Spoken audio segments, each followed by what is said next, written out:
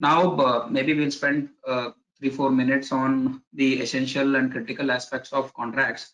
So when, as a lawyer, if a company or a client asks you to draft a contract, there are 3-4 important, what do you call, buckets, which any drafter would need to understand before they start drafting the contract. One, what is the objective of the contract? So when I say objective, if today somebody asks me to draft a service contract, right, I first will ask the counterparty whether we are basically drafting the contract from service provider side, or we are drafting the contract from the service recipient side. So we need to know from whose side we are drafting the contract. That is the first basic question which we need to understand. Second, the scope of the contract. So when I say scope, the objective which the parties would want to achieve through the contract is very, very important, because once you understand the scope, then only you will be able to appreciate why the contract is being drafted, and what would be the essence of the contract, and why and how the what do you call structure of the contract has to be when basically you're drafting the contract will be the fallout of the objective. So scope is very, very important. You need to understand why the contract is being executed,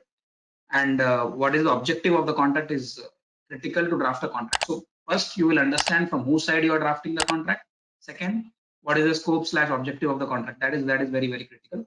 Then once you have understood these two aspects, then you will get into the what do you call nitty-gritties of the contract by defining the scope of the contract, the objective of the contract, the commercial intent of the contract.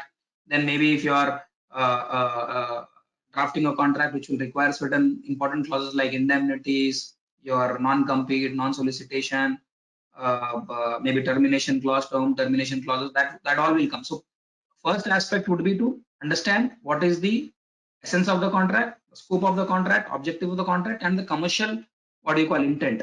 Right. So that has to be understood before you start the drafting the contract. So Achromic Point.